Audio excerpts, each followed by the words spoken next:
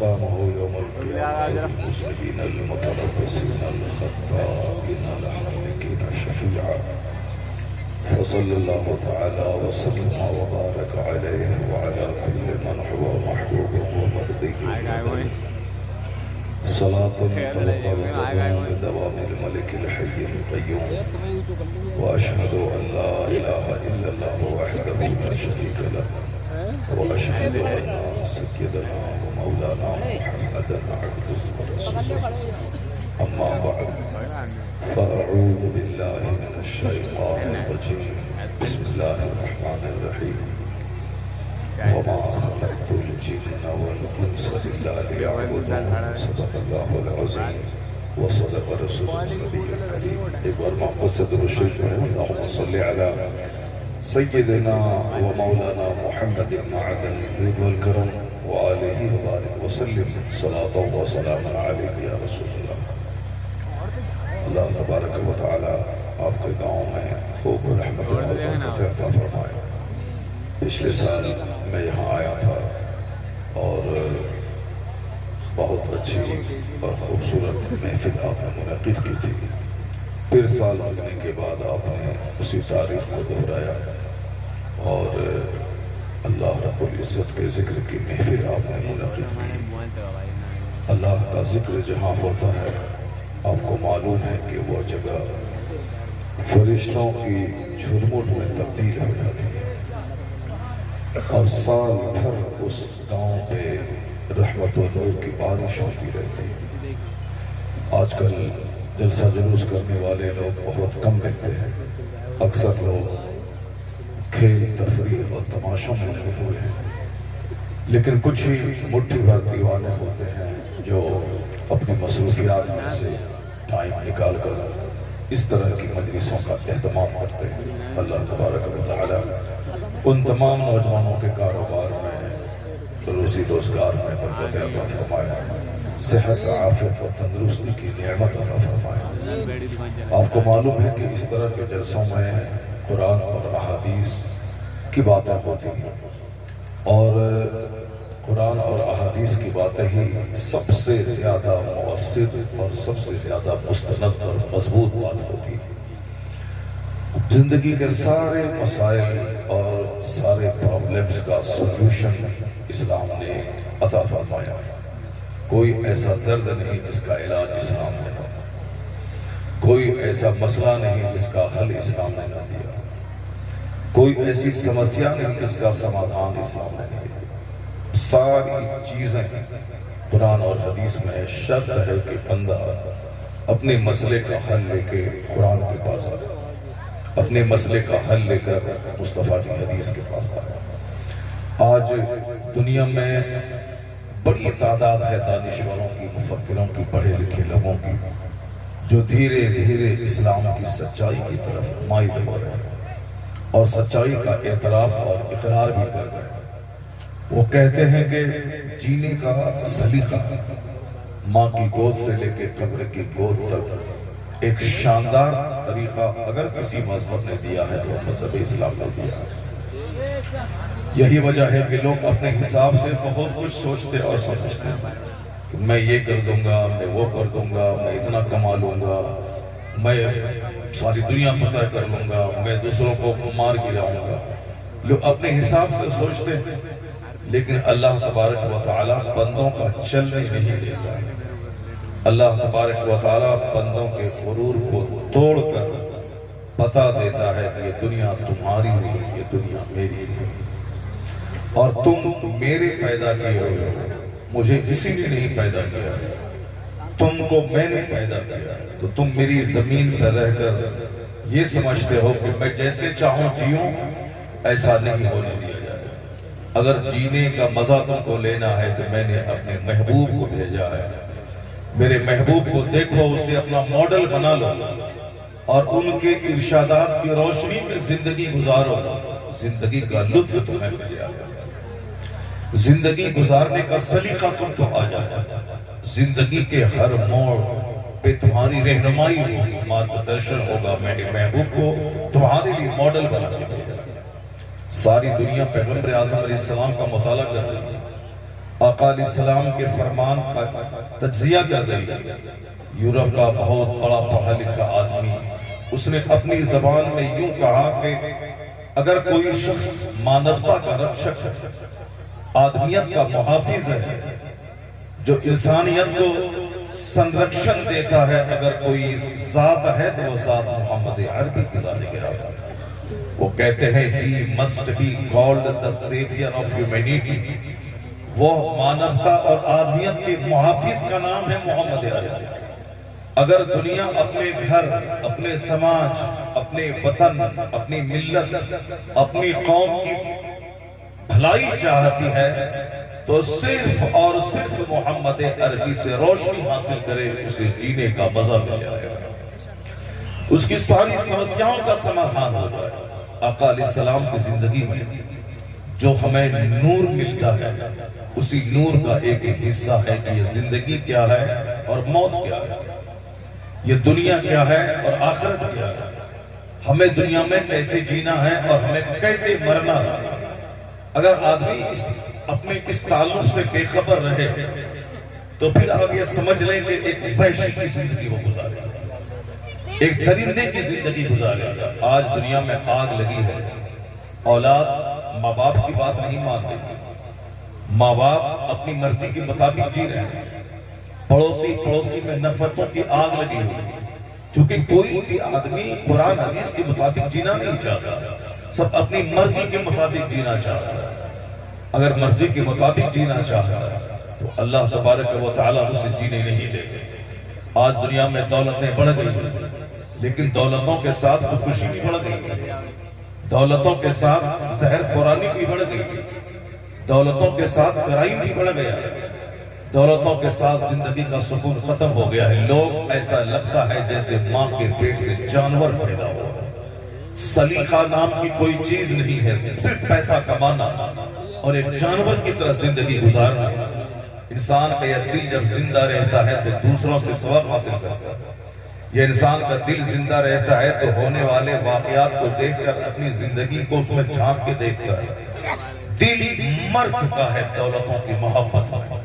یہی وجہ ہے کہ سامنے لاش گری ہوئی، لوگ مر رہے ہیں، مگر آدمی اتنا جانور ہو گیا ہے کہ لوگ اس کی ویڈیوگرافی کر رہے ہیں. مرنے والا پانی کی بھیک مانگ رہا ہے، لیکن یہاں سامنے والا آدمی اس کی ویڈیو بنا رہا ہے. یہ جانور نہیں، یہ کتا ہے. ہماری بزرگوں نے کہا ہے کہ اخیر زمانے میں ماں کے پیٹ سے کتا پیدا ہوگا. وہ دیکھنے میں نام نقشے کے اعتبار سے آدمی رہے گا، مگر کردار کے اعتبار سے جانور سے بدتر ہوگا. ابھی ہم دیکھ رہے ہیں دنیا میں ایسے لوگوں کو. انسان دوسروں کی بھلائی کے لیے پیدا ہوا ہے، انسان دوسروں کے درد میں کام آنے کے لیے پیدا ہوا ہے. ورنہ تو جانور بھی کھاتے پیتے ہیں، دو چار بچہ پیدا کر کے مر جاتے ہیں. اگر انسان بھی کھائے پیے شادی بیاہ کرے، دو چار بچہ پیدا کرے مر جائے تو جانور اور انسان میں کیا فرق رہ جائے. لیکن چونکہ عقل ہی چھین لی گئی ہے، لوگ دیوانہ پاگل ہو گئے. کرنا چاہیے اس مرنے والے آدمی کی جان بچا، اس کے منہ میں دو چار قطرے پانی ڈالے. اگر وہ علاج معالجہ کا حاجت مند ہے تو اس کے علاج کروائے، اس کو ہاسپٹل لے کے دوڑے. نہیں، سارے لوگ اس کی ویڈیوگرافی بناتے ہیں. دل مر چکا ہے. اس دل کے مرنے کی علامت سامنے ایک بندے کی لاش رکھی، اس کو دیکھ کر اپنی موت کو یاد کرنا چاہیے. آدمی کی آنکھوں سے آنسو کے قطرات روانہ ہونا چاہیے. آدمی کا دل نرم ہونا چاہیے. مگر جانور وہاں سو کر کے کرکٹ دیکھ رہا ہے.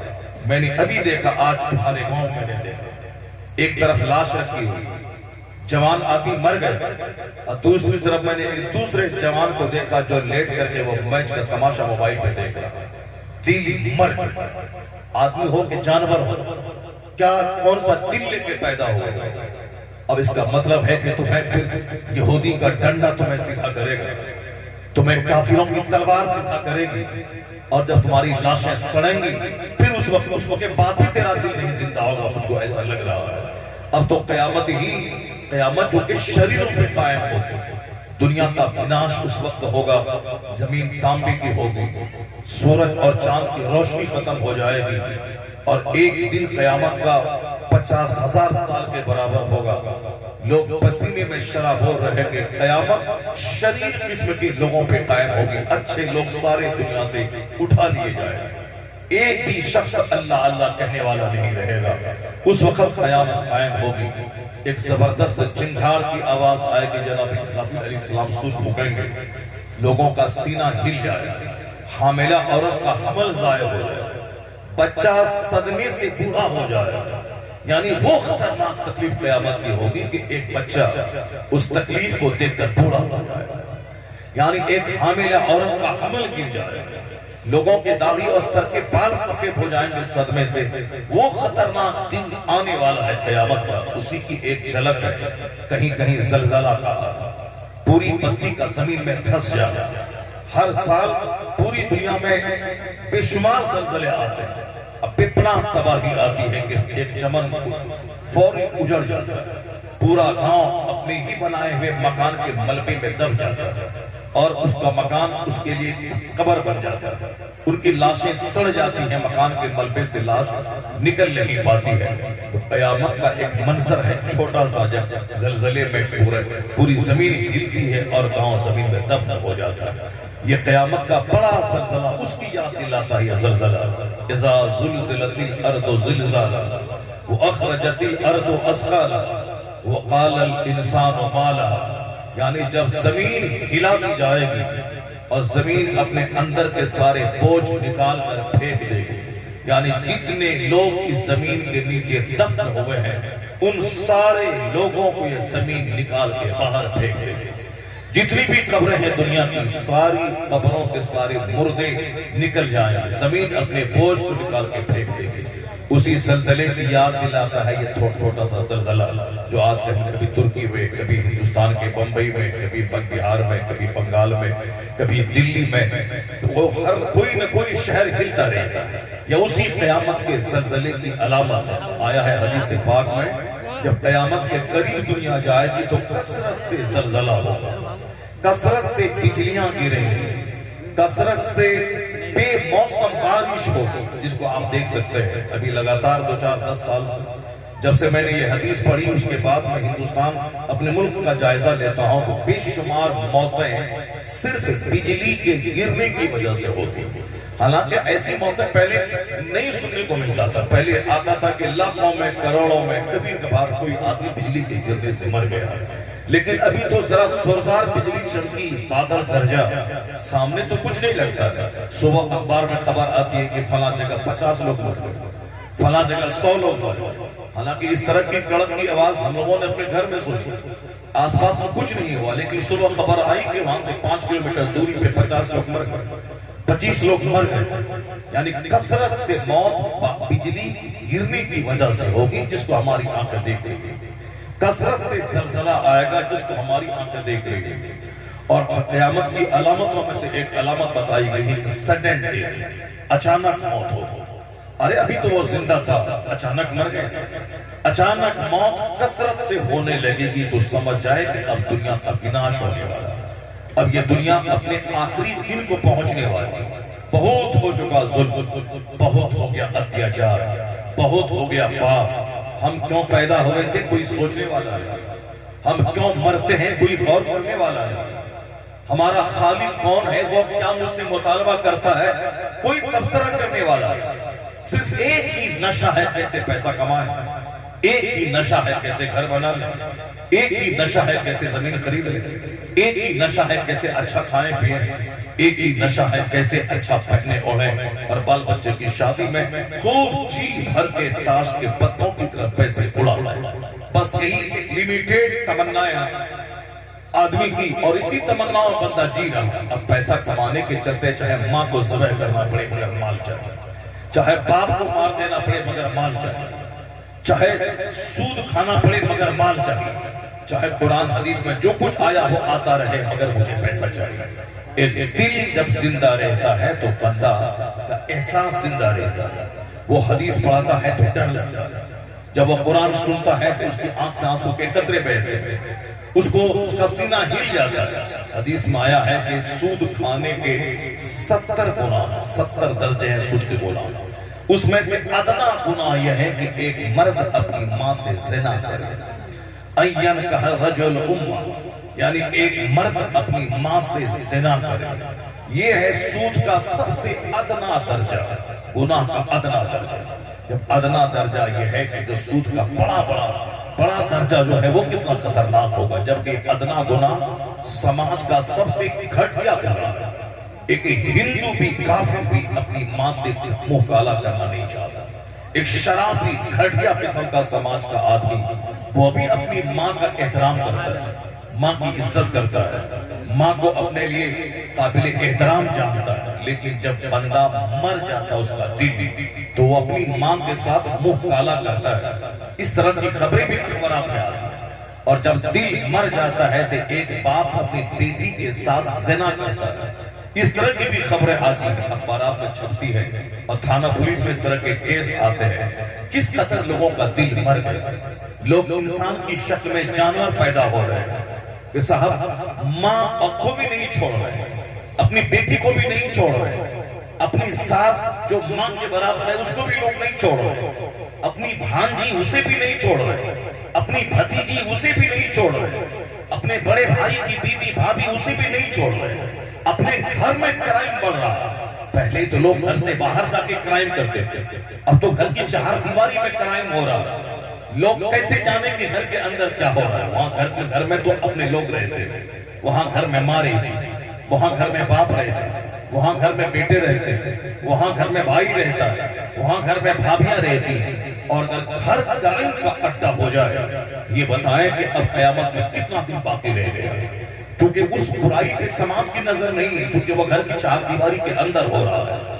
جب نگاہیں بے حیا ہو جاتی ہیں، جب لباس عورتیں مردانہ پہننے لگتی ہیں، جب بدن میں شہوت کی آگ لگتی ہے، جب ٹیلی ویژن پہ شہوت کی آگ، موبائل میں شہوت کی آگ، گھناؤنے گندے مناظر، جب بندہ صرف کھانے کو اپنا مقصد بنا لے گا وہ کھانا رنگ لاتا ہے، بدن میں آگ لگتی ہے، اس کا اظہار زبان پہ گندی باتیں بول کر، اس کا اظہار آنکھ کا غلط استعمال کر کے، اس کا اظہار اپنی شرمگاہ کا غلط استعمال کر کے، اس آگ کا غلط استعمال کر کے اس آگ کا اظہار ہوتا ہے۔ آج ہمیں شرم اور حیا کے لٹ جانے کی وجہ سے وہ دن دیکھنے کو پڑا کہ جس کا تصور بھی دماغ میں نہیں تھا وہ ساری چیزیں دیکھنے کو مل گئی، جس کے بارے میں بندہ کبھی سوچ نہیں سکتا تھا کہ ایسا بھی دن آئے گا، مگر وہ دن آ رہا۔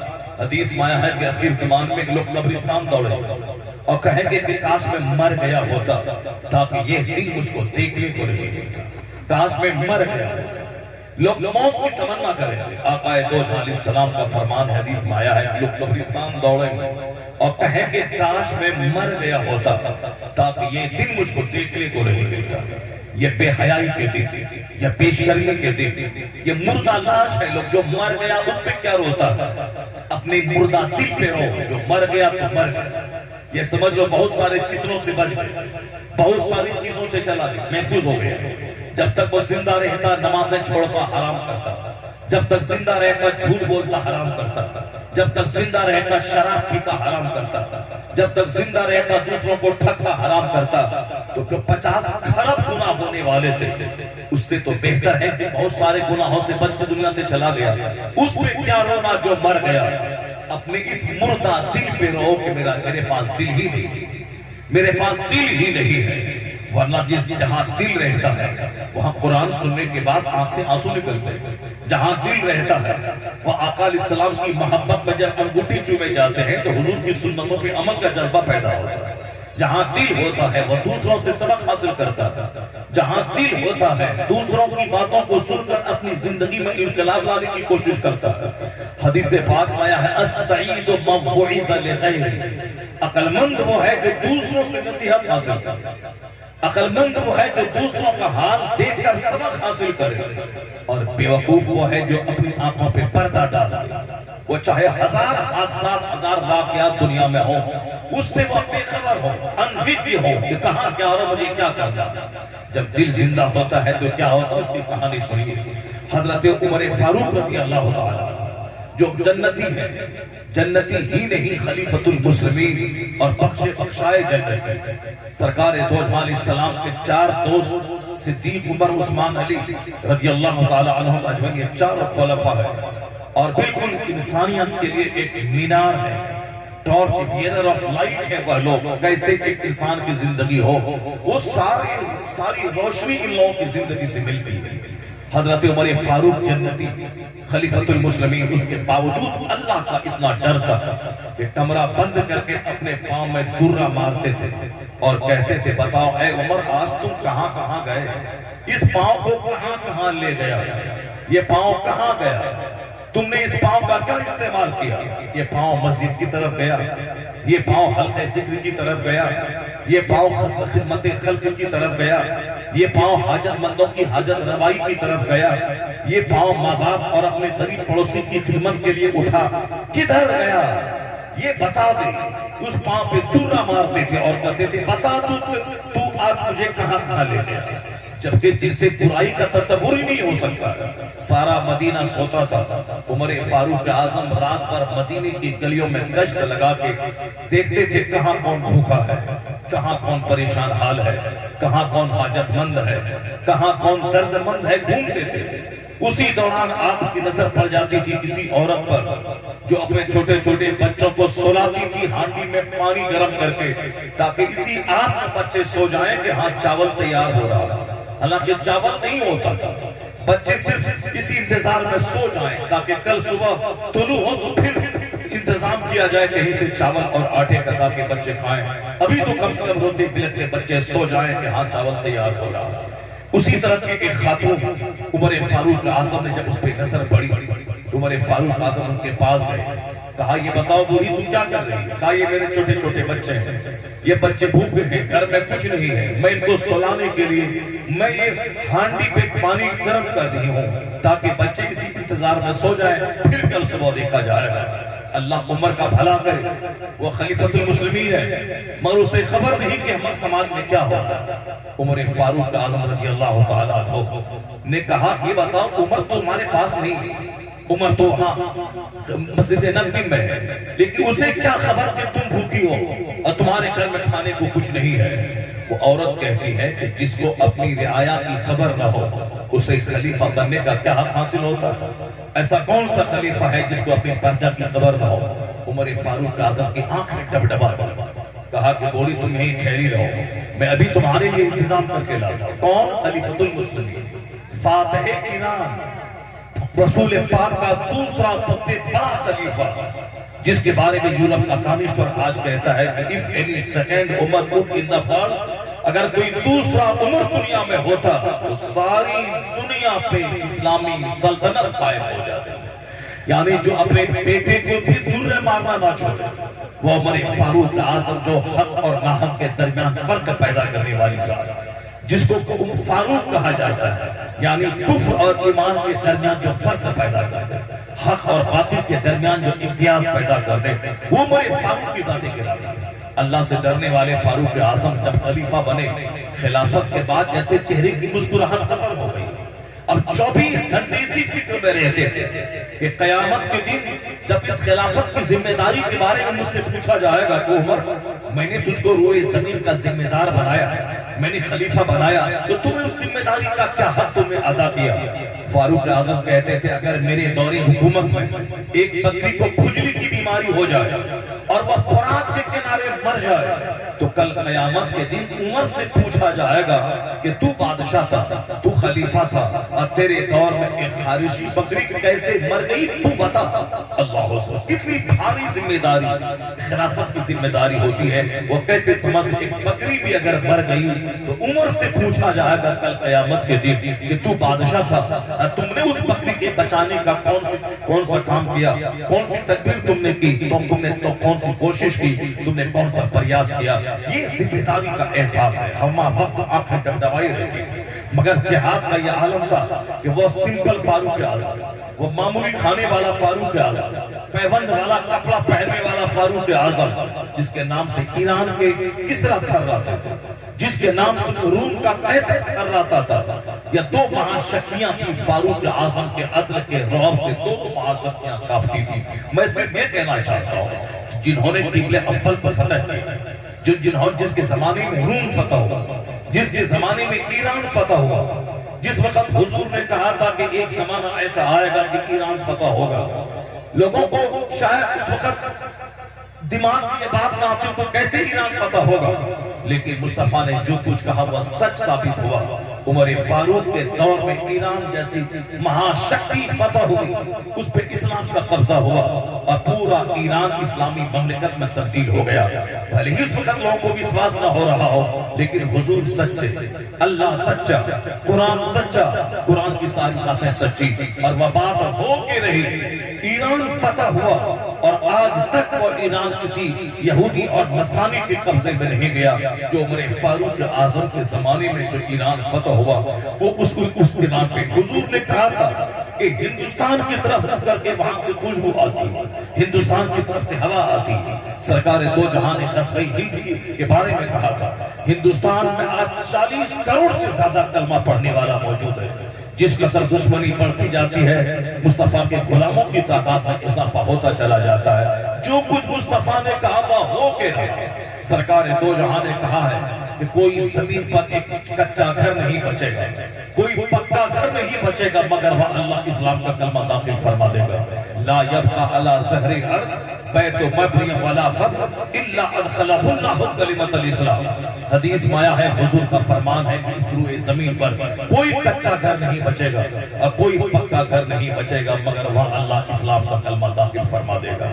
بھلے ہی لوگوں کو سمجھ میں نہ آ رہی ہو کہ امریکہ کے ہر گھر میں اسلام کیسے پہنچے گا، بھلے ہی لوگوں کے پاس سمجھ میں نہ آ رہی ہو کہ چائنا کے ہر گھر میں اسلام کیسے پہنچے گا، بھلے ہی لوگوں کی اس چھوٹی سی کھوپڑی میں یہ بات نہ آ رہی ہو کہ جاپان کے ہر گھر میں اسلام کیسے پہنچے گا، بھلے ہی لوگ سمجھنے میں تشکیک کی آفت کے شکار ہو کہ کس طرح دنیا کے ہر ممالک کے ہر گھر میں اسلام پہنچے گا، بھلے لوگوں کو شک ہو کہ اس میڈیا کے زمانے میں، اس امریکہ کے شکتیشالی دیش ہونے کے زمانے میں، اس ویگیانک چمتکار کے زمانے میں، اس سائنٹیفک ڈیولپمنٹ کے زمانے میں کس طرح ہر گھر میں اسلام پہنچے گا، کس طرح ہر دروازے پہ اسلام پہنچے گا، ہر مٹی کے گھر میں، ہر پختہ کے گھر میں اسلام پہنچے گا۔ مگر حضور نے کہہ دیا ہے، لا یبقى علی ظہر الارض بیت مبنی ولا فخر الا ادخلہ اللہ کلمۃ الاسلام۔ حضور سچے، حضور کی بات سچی، یہ بات ہو کے رہے گی، اس لیے کہ جو کچھ بھی حضور نے 1400 سال کے بارے میں کہا، حضور قیامت تک آج تک وہ نگاہیں دیکھ رہی ہیں، ساری باتیں سچ ثابت ہوئی، تو یہ بات بھی سچ ثابت ہو کے رہے گی۔ بھلے ہی لوگوں کو یقین نہ ہو، بھلے ہی لوگ مذاق اڑائیں، لوگ مذاق اڑائیں کہ ایسا کیسے ہوگا، یہ سب دل بہلانے کی باتیں ہیں، یہ سب خوش خیالیوں کی باتیں ہیں، یا خوش فہمی کی باتیں ہیں۔ یہ مسلمان اسی احادیث کی خوش فہمی میں مبتلا ہے کہ اسرائیل نام کا کوئی ملک دنیا میں نہیں رہے گا، امریکہ اور یورپ کے ہر گھر میں اسلام پہنچے گا۔ یہ مسلمان یہ حدیث پڑھے خوش فہمی میں مبتلا ہو، مگر خوش فہمی نہیں ہے، بلکہ یہ حقیقت سے قریب ہو کر یہ بالکل 100%، 110% یہ سچ بات ہے کہ اسلام ہر گھر میں پہنچ کے رہے گا۔ چونکہ حضور نے کہا تھا کہ روم کو فتح حاصل ہوگی، تو روم کو فتح حاصل ہوگی، ایران اسلامی سلطنت میں تبدیل ہوگا، ایران اسلامی سلطنت میں تبدیل ہوگا۔ حضور نے کہا تھا کہ ہندوستان میں غزوہ ہوگا، ہندوستان میں اسلام زوردار ڈھنگ سے اسلام پھیلے گا۔ سرکار دو جہاں کی احادیث کا جو تیور کہہ رہا ہے، آج ہماری نگاہیں دیکھ رہی کہ حضور نے جو کچھ کہا وہ سچ کہا، کہ پورے عرب سے شرک مٹ جائے گا، پورے عرب میں سے کفر مٹ جائے گا۔ جہاں کے اسلام کے مٹانے کے پلان بن رہے تھے، جہاں حضور کے قتل کا پلان بن رہا تھا، جہاں سرکار دو جہاں کے قتل کرنے کے لیے دارالندوا میں میٹنگ ہو رہی تھی، جہاں حضور کو 3 سال تک ابو طالب کی گھاٹی میں لوگوں نے قید کر دیا، لوگوں کو وشواس اس وقت شاید نہ ہو رہا ہو کہ اسلام شرق سے لے کے غرب تک پھیلے گا، یہاں تک کہ عراق سے چل کے ایک عورت اکیلی وہ آئے گی، خانہ کعبہ کا طواف کر کے لوٹ جائے گی، کوئی پوچھنے والا نہ ہوگا کہ تو کون ہے، کہاں سے آئی ہے۔ وہ عرب کے لوگ جو اپنی سوتیلی ماتاؤں سے درویوہار کرتے تھے، وہ عرب کے لوگ جو اپنی پڑوس کی عورتوں کے ساتھ درویوہار کرتے تھے، اپنے باپ کی دوسری بیوی کو اپنی چھوڑی کی وراثت کی پنجی سمجھتے سمجھ کر باپ کی دوسری بیوی کا غلط استعمال کرتے تھے. وہ عرب اندر سے اتنا بدل جائے گا, اتنا پاکیزہ ہو جائے گا کہ ایک عورت اکیلی طواف کرنے آئے گی اور سر سے لے کے پاؤں تک زیورات سے سج کے آئے گی, جو ایک دوسرے کا پیسہ چوری کرنے والا ہو, مگر اندر سے باہر سے اتنا مصطفیٰ بدل دیں گے کہ اب چاہے وہ 50 کروڑ کا زیور پہن کے آئے مگر کوئی ان کی طرف آنکھ اٹھا کے دیکھنے والا نہ ہوگا, کوئی ان کی طرف آنکھ اٹھا کے دیکھنے والا نہ ہوگا.